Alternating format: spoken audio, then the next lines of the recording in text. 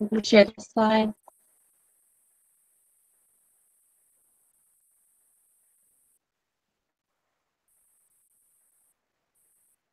Okay. This is our behavior change project. We did increasing physical activity using contingency management. I am Jessica Worthington.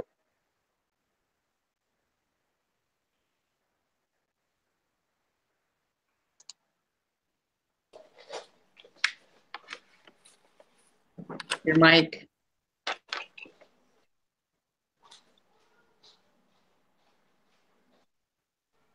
Sorry about that. I'm Shalini Solomon, and I'll be doing the slides, so you may not see me.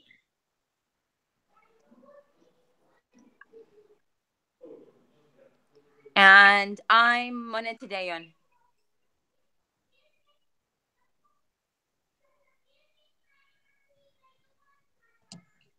I'm Tina Marcellus. I'm Shadana Otitaju. And I'm Mary Cox, but in the slides it'll say Allie because I go by Allie. So if you see Allie, that's Mary. We're the same person.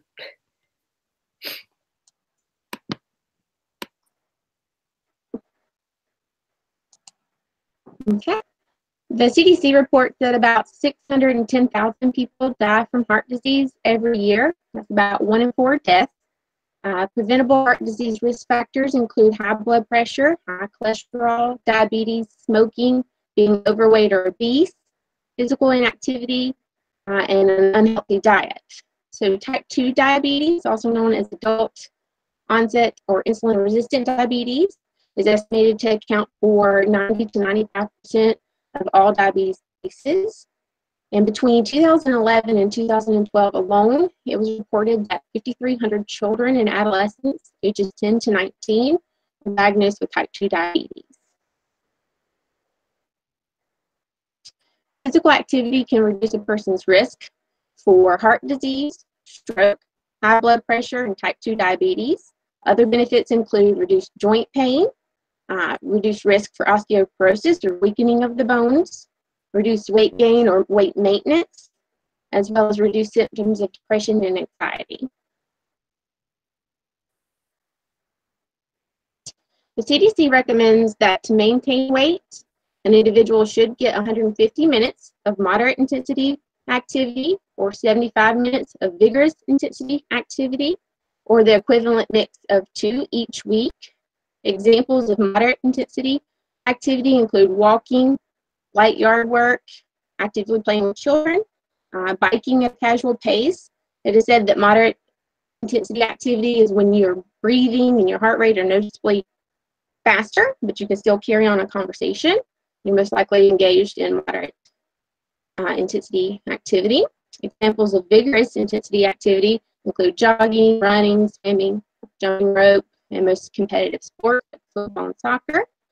Vigorous intensity activity is said to be when your heart rate is increased substantially and you're breathing too hard or fast to carry on a conversation.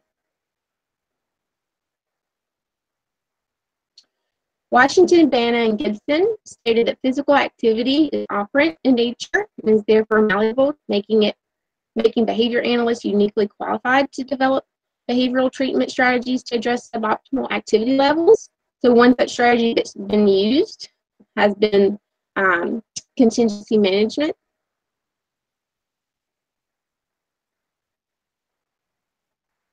Contingency management is tangible reinforcement to increase target behavior by requiring that a specified contingency to gain access to tangible reinforcement. If the contingency is not met, then reinforcement is withheld. Such tangibles include prizes, vouchers, money. Therefore, one expressed concern about contingency management systems, the costs associated with implementation and maintenance of the intervention. Contingency management systems have most commonly been used and successfully been used in drug treatment and counseling purposes, but it's also shown utility in studies involving physical activity and exercise.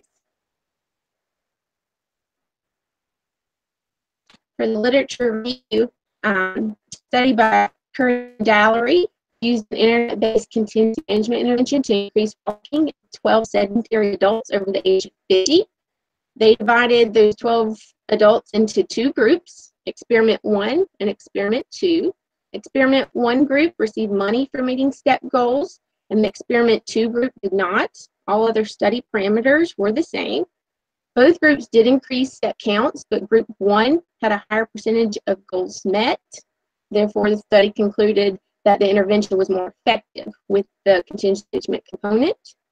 Irons and colleagues utilized a contingency management intervention to increase exercise among 7 non-obese, physically inactive undergraduate students. It was a 4-week intervention. They used a changing criteria design.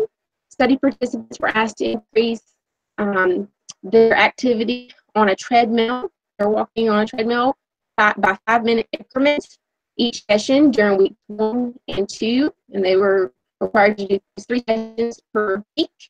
During weeks 3 and 4, the participants were given wrist monitors and were required to reach and maintain specified heart rate within a 30-minute session. The results of the study concluded that all participants increased physical activity 3 days a week for 30 minutes.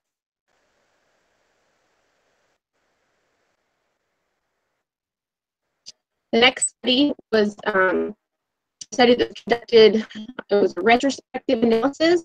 Some data that was obtained previously in a randomized trial with the effect of probability of getting a prize. And the prize was 1 on cocaine and heroin abstinence, prize contingency management. They found the overall likelihood of winning the prize appeared to be a clear predictor of abstinence. The size of the largest prize won. Another study by Druid and colleagues evaluated the effects of prize-based contingency management on attendance to group substance abuse treatment in community clinics. This study involved 75 outpatients that were receiving treatment at 4 different clinics. The eligibility for prize drawings was contingent on attendance to weekly meetings, with a bonus opportunity based on the number of consecutive weeks. It was a 16-week contingency management treatment phase. Participants enrolled in the contingency management phase appeared to attend a higher percentage of weekly meetings than the participants enrolled during non-contingency management phase.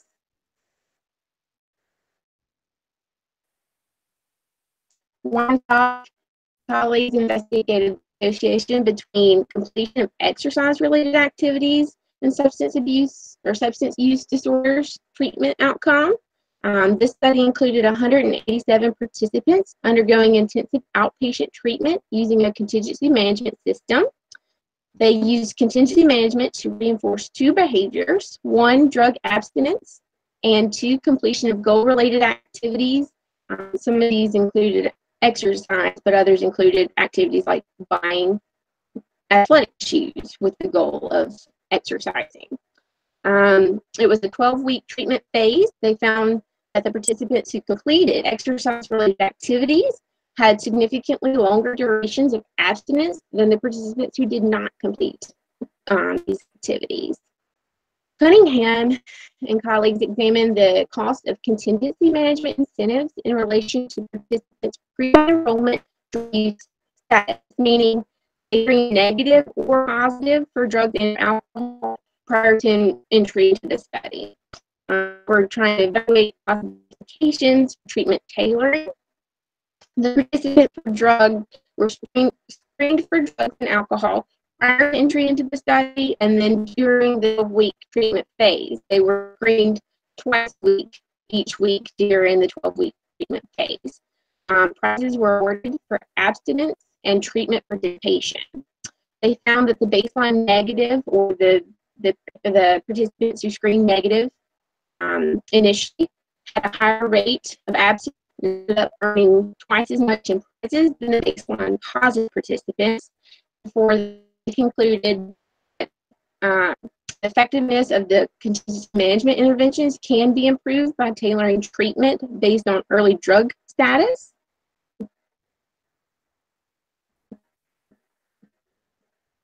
So for our study replication project, we selected the study by Washington, Banna, and Gibson titled Preliminary Efficacy of Prize-Based Contingency Management to Increase Activity Levels in Healthy Adults.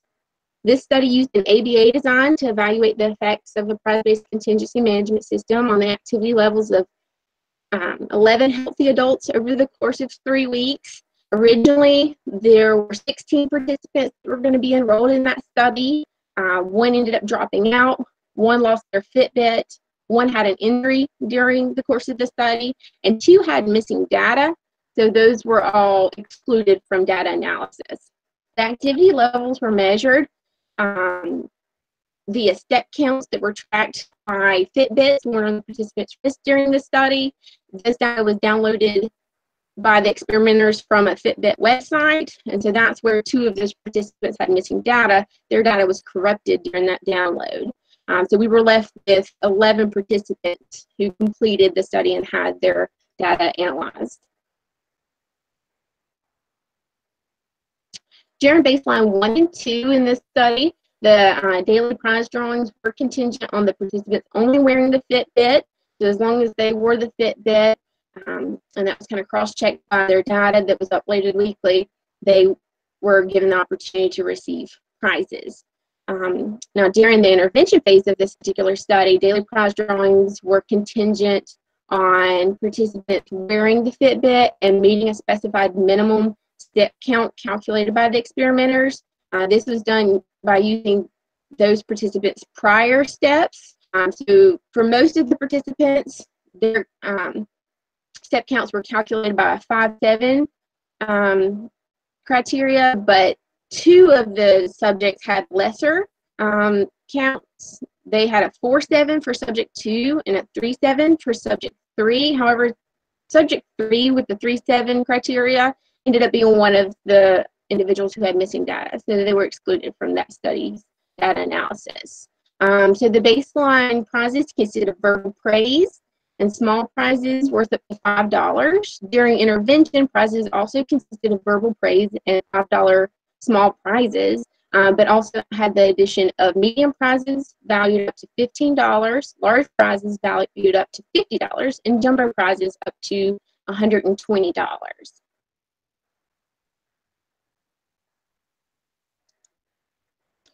So Washington, Banna, and Gibson concluded that 4 of the 11 participants for which they analyzed the data had a notable increase in their step counts, while an additional 4% showed modest improvements in their step counts.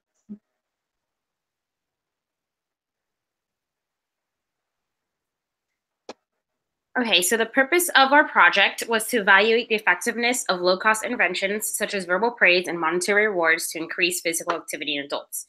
So we would do verbal praise if we would make our goals, do a good amount of steps, and the monetary rewards range from $5 to $20, and they were used to reward ourselves with something small, such as a food item that was a coffee or a smoothie or something enjoyable for ourselves.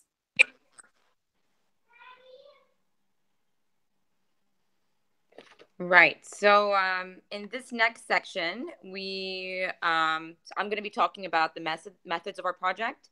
The participants in this study were 6 female adults, all reported to be healthy and recruited through Ball State University.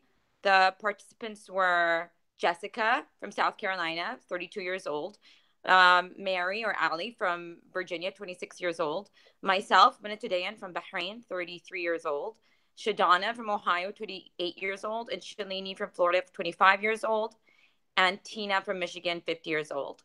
All 6 participant steps were recorded as we continued daily activities.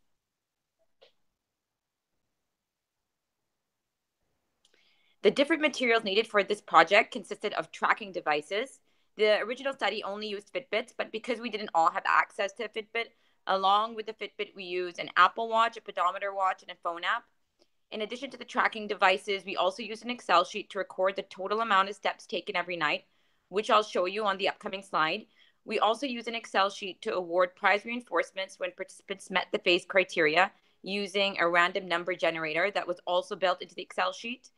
We also used Google Hangouts to send photos of our daily steps every night. And we used a social validity survey, which everyone filled out at the conclusion of our study.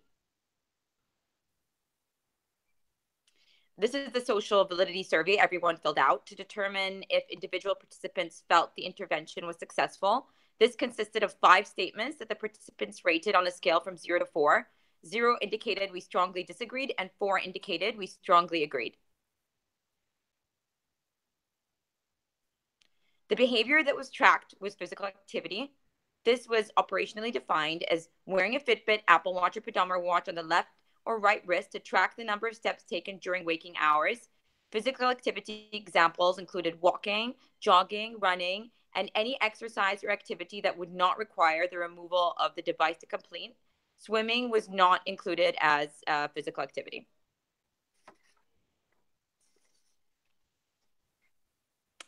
The data was collected automatically and showed up on the tracking devices immediately. Each participant, upon waking up, would put the device in their pocket or wear it and leave it on the whole day. And then prior to falling asleep, they would take a photo of the steps and they would send the picture to the group to account for inter-observer agreement. Below on the slide are some examples of the pictures we sent through every night. We then entered the results into a shared Excel sheet in order for all the participants to view and for us to have IOA.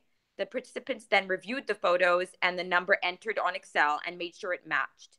To address the acceptability and degree to which participants believed intervention was successful, everyone filled out a social validity survey once all the data was collected. We used an ABA reversal design. Each participant recorded 7 days of data before moving on to the next phase. The total study length was 3 weeks. During baseline, the participants wanted to record enough data so they could establish an average number of steps taken on a daily basis. Phase criteria included wearing the device and submitting a photo of their daily step count each night. During baseline, 50% of the drawing opportunities corresponded to verbal praise, and the other 50% corresponded to a small prize value at $5. Verbal praise was provided by all the group members via Google Hangouts. One group member managed the Excel sheet for daily step count and the randomized prize drawings by using a random number generator, which I'll show you on the next slide. Once we calculated the average daily steps during baseline, we progressed to the intervention phase. For the intervention phase, each group member would meet the daily step criteria when they exceeded the 5th highest day of the last 7 recorded days, which I'll discuss more on another slide. At the end of each day, the number of steps taken were recorded and compared to the daily target. If the participant met or exceeded the daily target, a prize was allocated.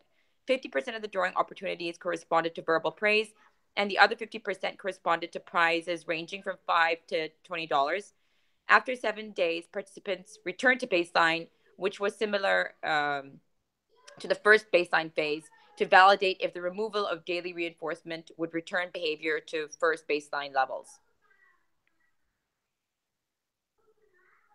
This is a screenshot of the prize allocation spreadsheet. One of us was responsible for allocating prizes to participants who met or exceeded the daily step goal based on the random number generator. As you can see from the slide, everyone met phase criteria in baseline 1 and 2. In the intervention phase, we created a formula in the Excel sheet that calculated the minimum step criteria. So one of us sent this number along with the prize drawing of the previous day to the group once everyone entered their data. The participants were then aware of the number of steps they had to take to meet phase criteria for the day. So this is the formula we use to create the daily steps criteria. I'm just going to go through that real quick. Number 1, the range of steps taken for days 1 through 7 is determined. Number 2, the 5th highest number is selected. Number 3, the goal for day 8 is to that number. Number 4, this is repeated throughout intervention using the previous 7 days daily step number each time. We use an Excel sheet to record daily steps totals and automatically calculate the goal for the following day. So this illustrates the logic. So take, for example, the first 7 numbers. Once we put them in order, we see that the 5th highest number was on day 6, which was 4,576 steps, which then became the new goal for day 8. However, to make it more efficient, we used an embedded formula in Excel that calculated the goal based on the previous 7 days data.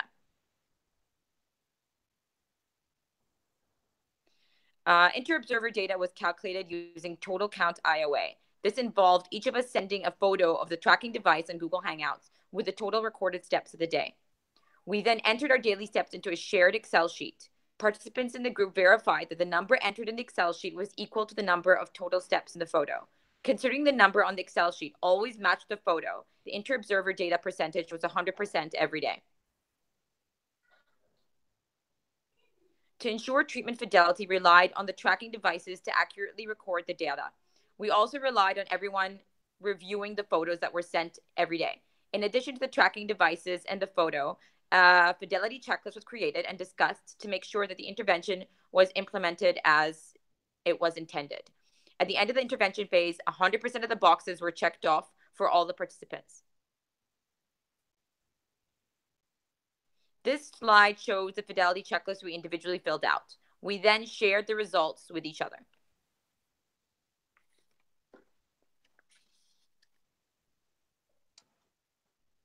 We'll now look at the individual results before we discuss our group results.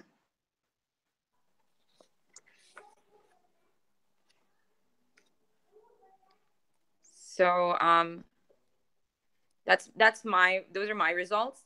So as you see, there was no major deviation from baseline to intervention to second baseline.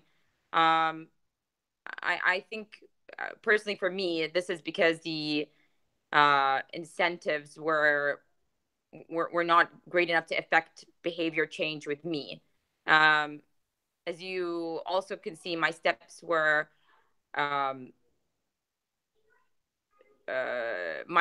lower than everybody else's. I think this is because of my lifestyle. Really, a lot of time I spend in the car, and because of where I live, and you know, the weather and everything. It's extremely hot. I live in the Middle East, so because of that, I think my steps were really low, and the incentives were not motivating enough for me to increase my steps.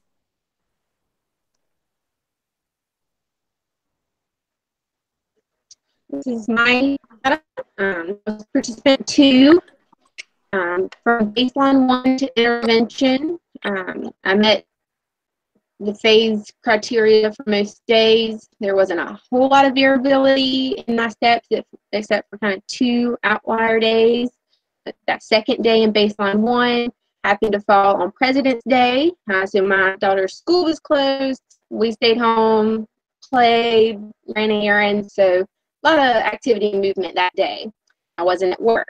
At work, I meet with patients.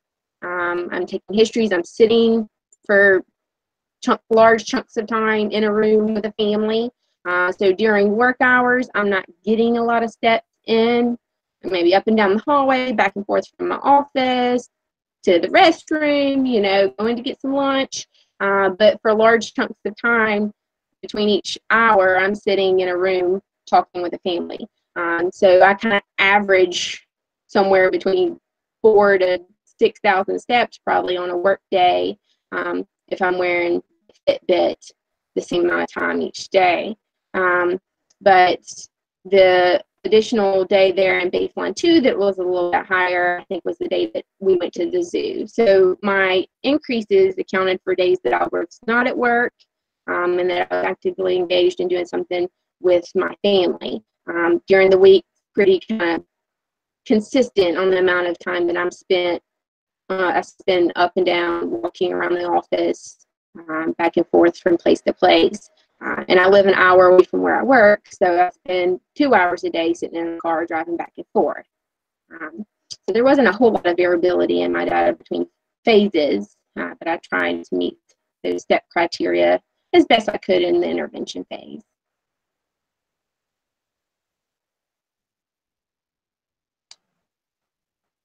Here's my data between phases. As you can see, it looks very consistent. My Sundays are always low. My Fridays kind of dip, and then my Saturdays go up a little bit. I work in an office. I sit a lot. So my baseline average was close to 3,500 steps per day. I did increase during the intervention phase, and then I decreased during the baseline 2. I found that as far as I received 4 out of the 7 days of intervention, I met my criteria phase, my criteria goals. As far as whether or not it was based on the actual contingency of reaching those goals and getting the random prize, I'm not sure if it was that or if it was actual monitoring of my steps from day to day.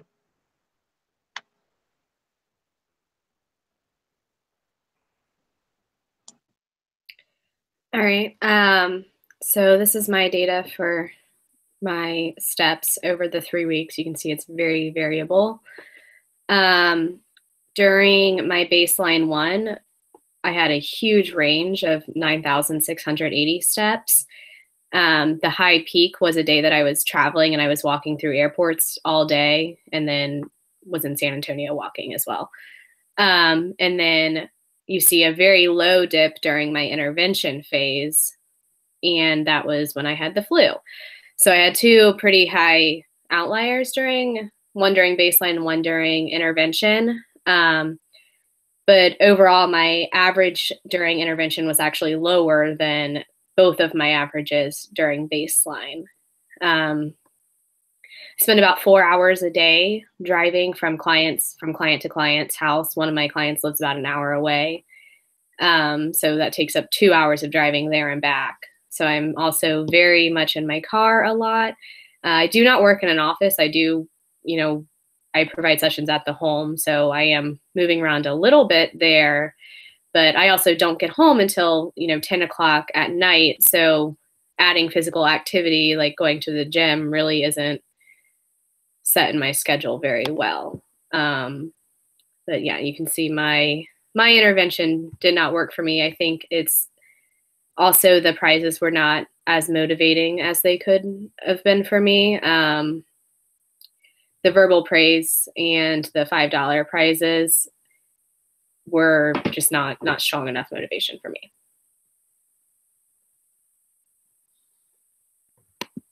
This is my data. My data was pretty consistent from baseline to intervention.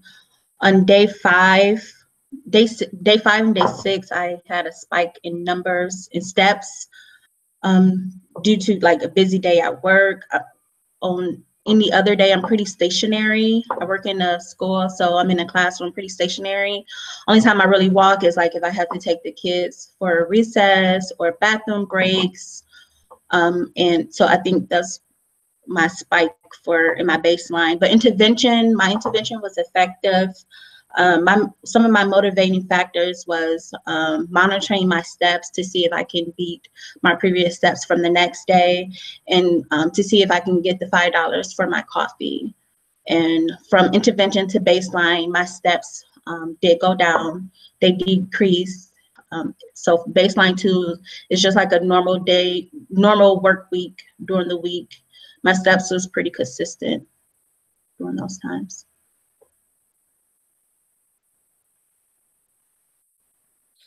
For mine, my steps range a lot for different reasons.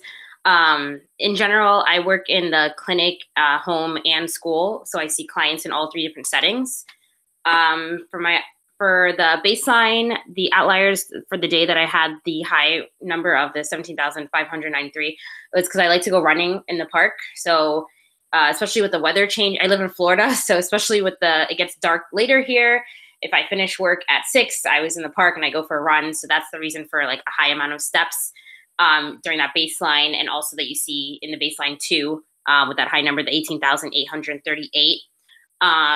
For the every day through baseline intervention and baseline 2, I also try to take my dog on walks. And I think I just kind of take her around for about 20, 30 minutes. And that was what helped with steps. I work with children. So some of my children are elopers, so I might have to run after them. And that helps me get an extra 20 steps. During the intervention phase, I really try to just make my goals. That's why it kind of looks pretty level there. But I didn't do anything much. I don't think I went for running during that week. That one dip on day 8 was a day that I was in the clinic working on assessments. So I actually had less amount of steps because I was not walking around as much with work. And then the baseline 2, that was just another day that I went for a run where it's higher, and anything lower is probably me being in the clinic on those days and just helping out with things like that don't have me moving around as much. In regards to the prizes, I think that the money rewards were helpful because I would reward myself with a smoothie. And the more so than the verbal praises.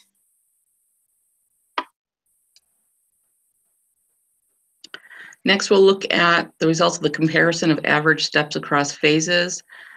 As you can see, based on the red and the green, the red means the average number of steps decreased from the previous phase. You can see that 3 of our participants decreased steps in intervention based on their baseline 1 totals. 3 of them increased steps. Interestingly, the 3 that increased their steps during intervention decreased back to either baseline levels or below. The 3 that did not increase during intervention actually increased during baseline 2. So for them, it would appear that the intervention did not work at all because they actually decreased. So quick look shows 50% possible intervention impacted their steps. Then we'll look at the criterion goals that they met on the next slide. So one of the things that we looked at was, did they meet their daily criteria goals that were set by the 5-7 rule? And when I looked at this, I saw that 4 of the 6 participants actually met their daily criteria, which caused me to look back at why only 3 actually had the increase from baseline 1 to intervention, as far as an increase in average steps.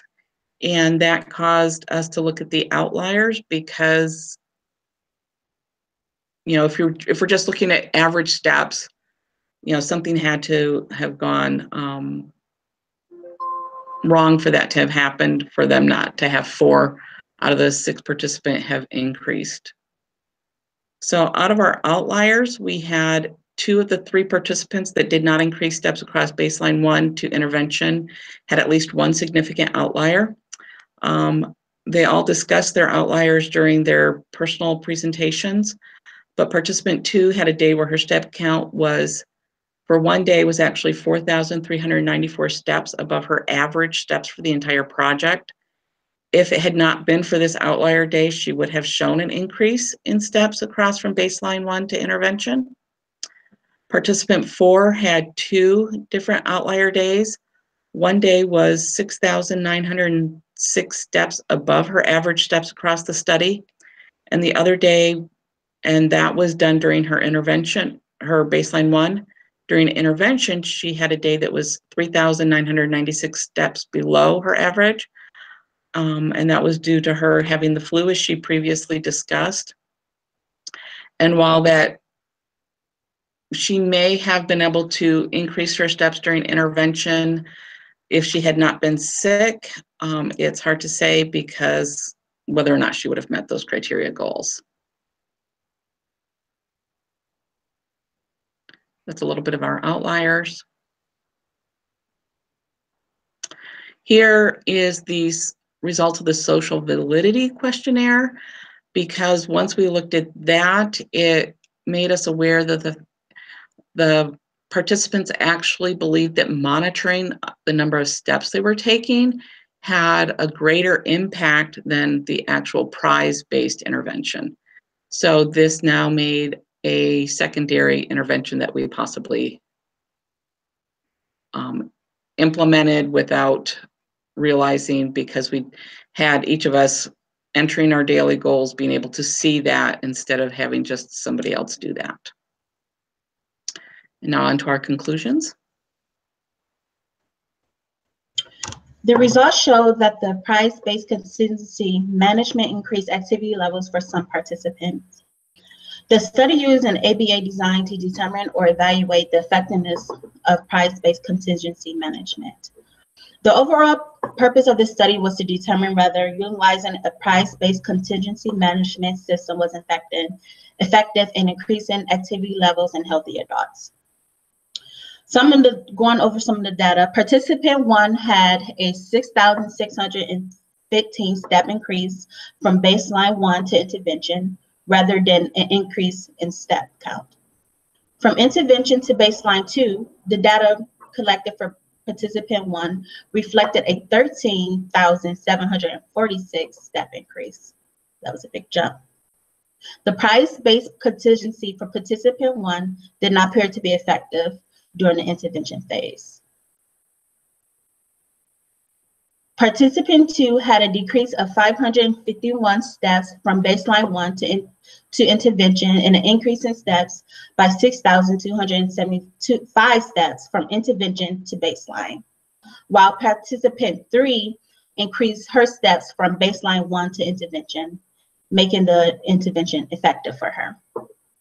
From intervention to baseline 2, participant 3 had a decrease in steps by 4,152 steps. Participant 4 decreased steps counts from baseline 1 to intervention phase, with the supplicant increase in step count by 10,632 steps from intervention baseline 2, making the price-based contingency management ineffective for her. Participant 5 increased steps from baseline to intervention by 11,187 and decreased steps by 7,497 from intervention to baseline, making the intervention effective for her as well. Participant 6 increased steps from baseline 1 to intervention and had a decrease in steps from intervention to baseline. The intervention was also effective for her. Going over some of the prizes and more in depth, participant 1 earned one $5 prize during the intervention phase. Participant 2 earned 5 verbal praises during the intervention phase. Participant 3 earned 3 verbal praises and one $5 prize during the intervention phase. Participant 4 earned 2 verbal praises and one $5 prize in the intervention phase. And participant 5 earned 5 $5 prizes. Participant 6 earned 2 $5 2 verbal praises, and one $20 prize. Participant 6, out of all the other participants, earned the most money. She earned $30 in her intervention phase. The final results indicates that 3 of the 6 participants increased total steps from baseline 1 to intervention. Although 4 of the 6 participants met their criteria steps for over 50% of the days during intervention. While there was an increase in physical activity, the results of the social validity survey added that the confounding variable that a secondary intervention, which is the self-monitoring, may have had a greater impact on participants' activity levels than the prize-based contingency itself.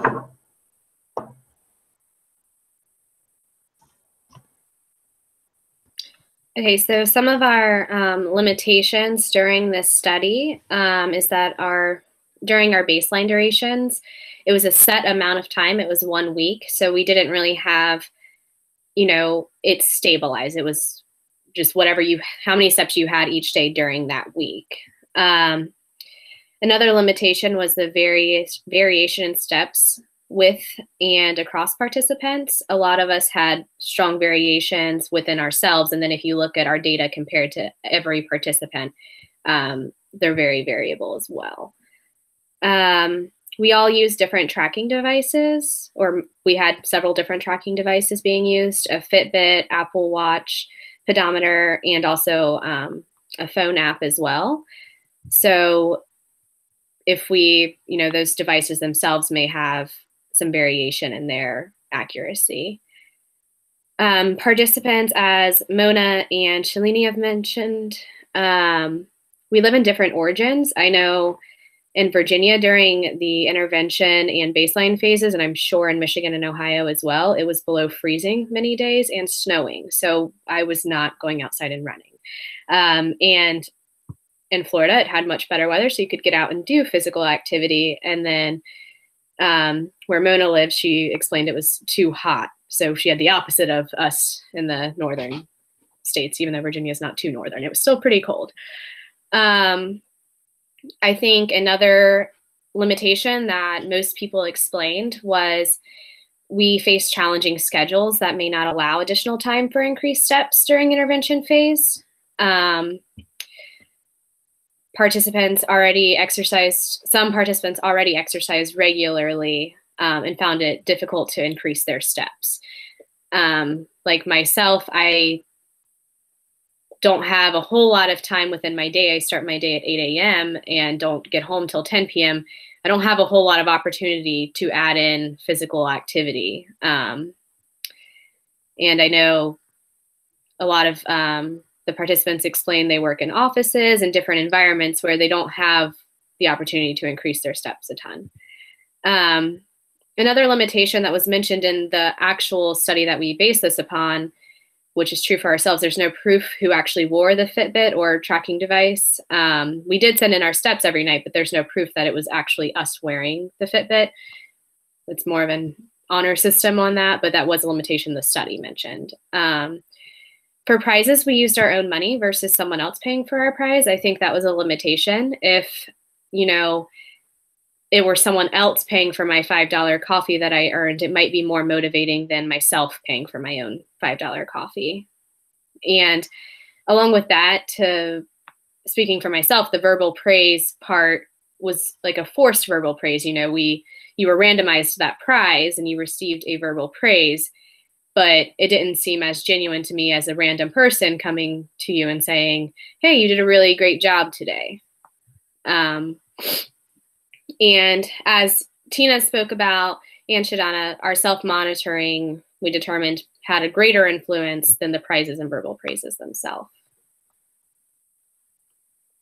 And I think next is just our references.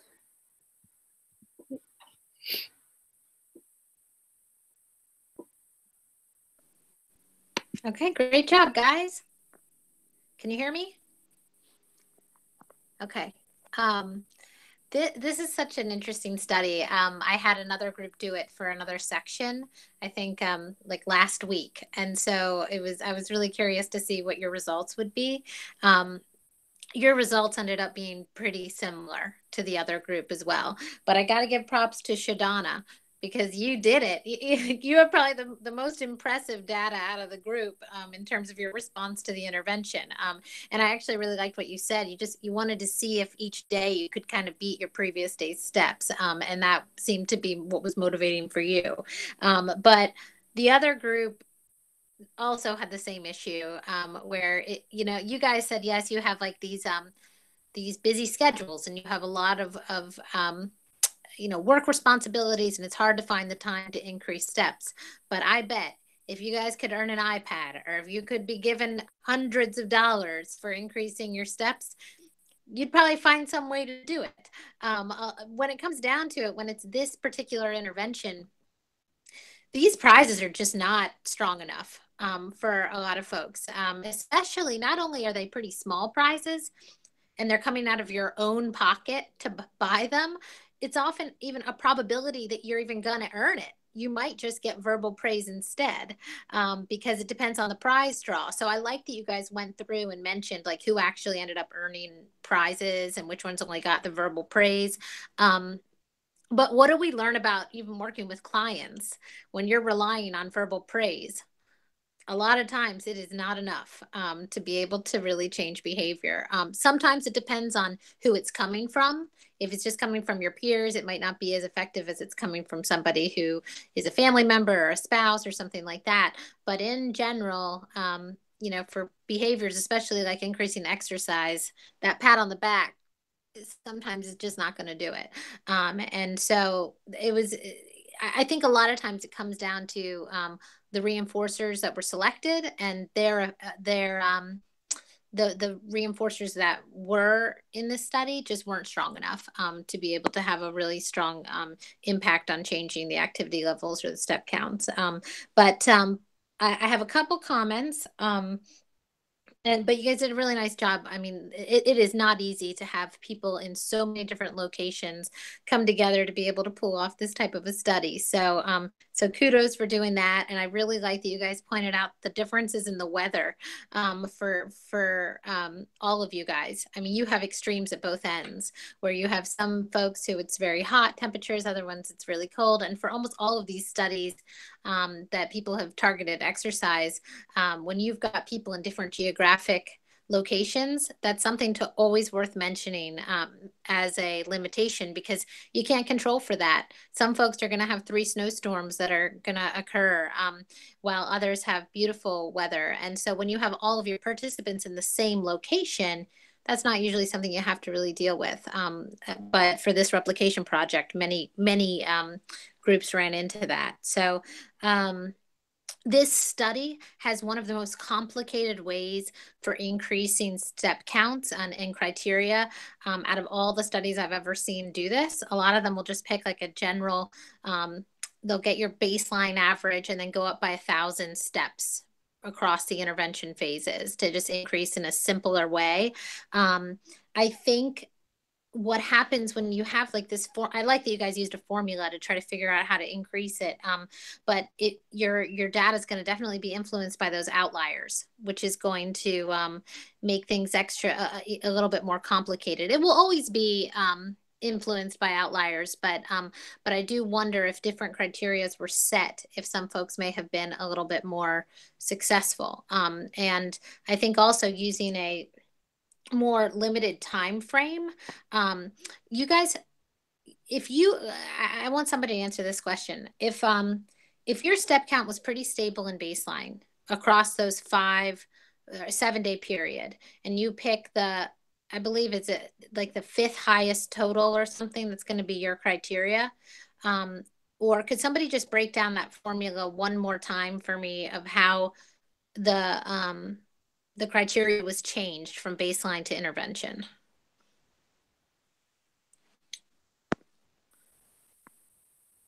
Maybe whoever did it for in the slides, just so that it's clear for everybody, because it's a little bit confusing.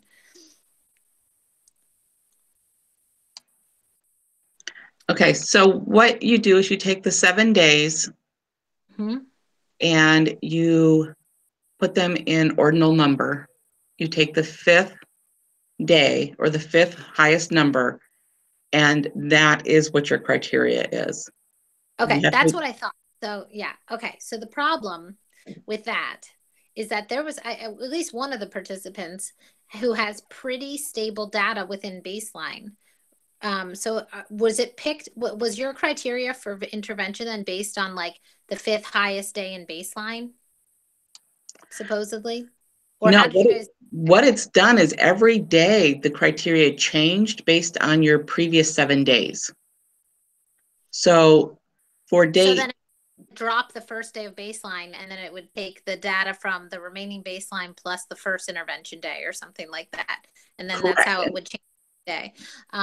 Well, so again, it's problematic, because if your data are pretty stable, it's going to stay the same, your criteria for trying to increase it. It's not actually going to your criteria is going to taper off. So there are some data from baseline and intervention where the data are about the same, but you're actually meeting your goal. Correct. And this is the way that the original study was written. And when I look back at, I'm looking at participant 1's data on another screen, and her criteria actually went down, because if she didn't meet the criteria one day and she had lower steps, well, then it would go down, or it would stay the same for several days. You're meeting it, but you're not really seeing much change in behavior. Correct. Yeah. So what do you guys think you could have done? Like, what could be changed in terms of how the criterion works that you think might have led to more improvements in the behavior during the intervention phase? I think, like you said, taking an average of what our steps were and adding some amount to that. Because if it's our average, we know that that's what we get, on a day-to-day, that's typically somewhere around where we get.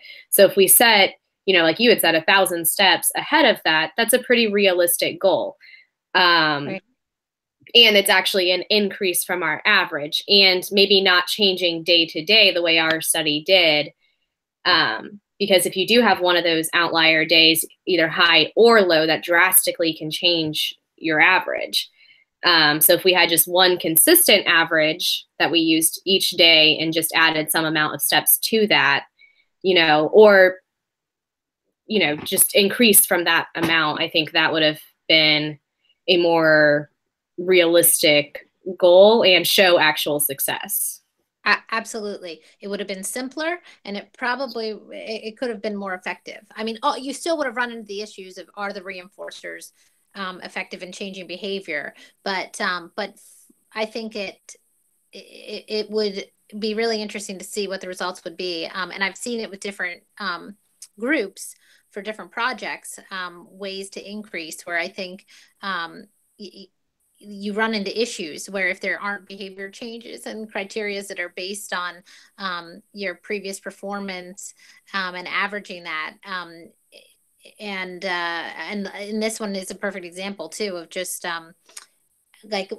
previous studies I've seen, like an average based on the baseline performances or something, but then there were never any real increases based on that performance. Because so I think that adding 1,000 steps, or even sometimes some of these projects involve setting your own goals, which I like as well, where you can be in control. It adds another element, like you guys said. It can be self-monitoring, it could be the reinforcer, or it could be the goal setting. But I think that a lot of participants also like being in control of what their goals are going to be. And then it gives, the athletes, maybe they will pick criteria that is a bit higher than some other folks because they are exercising regularly. But for those who don't exercise at all, then they'll pick some more modest goals so that they can try to pick something that's achievable. So it's sort of nice sometimes too, allowing the participant to be in charge of what those goals are going to be. One thing I just want to mention for other groups as well, when you do a presentation like this, you kind of, there's like a little formula to follow. When it comes to summarizing previous literature, sometimes it's hard to know what information to pull out of those previous studies, and like what's the most relevant thing to talk about. And so in general, what I like for folks to do is just mention who the participants are, mention what the intervention is, and briefly describe what the results are. And then just move on to the next study. You might want to add one more comment about kind of how it's going to relate to your particular project, but also for the write-up of this, it's helpful to kind of just follow that formula. You don't want to focus too much on, and I've had other groups do this, like the IOA that was in the previous studies, or even like attrition of participants in the previous studies. But just follow that general formula for when you're summarizing the previous literature. Who were the participants? What was the intervention? What were the results? And perhaps a comment about how kind of tie it to how it's going to relate to this particular project. And then the same thing goes for the results. So you guys were really good at describing the variability in your data. And as you guys went through it, you talked about some of the reasons why your data may not have changed during the intervention phase, but also stick to this as a particular formula for when you're talking about the individual results with the participants. Talk about the average in each condition of the individual participants, as well as the range. So say that in the baseline phase for this participant, the average number of steps was this, with a range of, 500 to 5,000 steps. In the intervention phase, the average was this and the range was, whatever it is. And then again, in this second baseline stage. So you stick to just pretty much the numbers. And then either within that description, you can talk about the variability for that particular participant. Like there was a day that they had the flu. There was a day that they were traveling or something like that. Help sort of explain some of the variability. but you also can wait until the discussion section to describe that as well. But I think it's fine to do it in the results, but you just want to follow that formula at first, talk about the average and the range per phase for each participant, and then get into that sort of discussion of the variability. So that's just one thing for some of the other groups to also follow. I think it's good to go through the numbers as well. And one thing I wanted to mention is if somebody can also upload the PowerPoint slides when you guys are uploading the video, so that the slides are a little bit small to see, that can be also helpful for folks who are looking at the graphs, and then they can look at the individual numbers. Okay, let me see if there was anything else I wanted to mention. I think it's great that you guys used a checklist for treatment integrity, because a lot of groups have a hard time differentiating between IOA and treatment integrity. And the integrity really is broken down the intervention into the steps to show that you implemented it as it was designed. So I think it's great that you guys all did a checklist for yourselves and came up with what your integrity was. And it's not ideal to fill out your own treatment integrity checklist, but it's at least a good exercise in sort of trying to measure it. So that was good. And I really like that you guys pointed out how when you have a multi-component intervention, it's hard to know what may have caused a change in behavior if you're not doing a component analysis. So is it the reinforcer prize contingencies that you had? Is it simply the self-monitoring? And then for some other projects, it will have goal setting that they will have set their individual goals. And so what is it that actually changes behavior? And sometimes we won't know unless you would break it down using a component analysis where you only implement certain components to try to identify what's the necessary and sufficient components for the intervention. So when I'm in these projects, I'll ask, what do you think it was for you? And it seems like for you guys, for those who did see a change in your behavior, it was more the self-monitoring piece than the reinforcement contingencies that were in place. And what's nice about baseline is that you should control for that somewhat because you are already doing that. So that should be like the self-monitoring alone. But even so, some folks will mention that they really just were keeping track of their steps in a way that they never have before by just wearing it and having the app. So it's interesting to see what folks will attribute their behavior change to. And I think that that's pretty much it for me. You guys did a really nice, thorough job on the presentation. When you guys upload this, you are eligible for getting up to 2 bonus points if you field some additional questions from your peers. So if you post more than the 3 posts that you have to for the discussion board, please field as many questions as you'd like. And for doing so, you'll be able to get up to 2 bonus points. Okay. Anybody have any other questions, comments? No. Thank you for attending. Yeah, no, it was really interesting. One thing I wanted to say, you guys, I got to give you props for following that criteria for trying to increase the steps, because the other group that did it, they just kept the same criteria for the entire 7-day period. So the fact that you guys had a formula and you actually had it changing based on the day, I mean, that was pretty cool to see. That was not the easiest thing to figure out. So so well done for that. And you guys did a really nice job. Thank you. Thank you. Great job, everyone.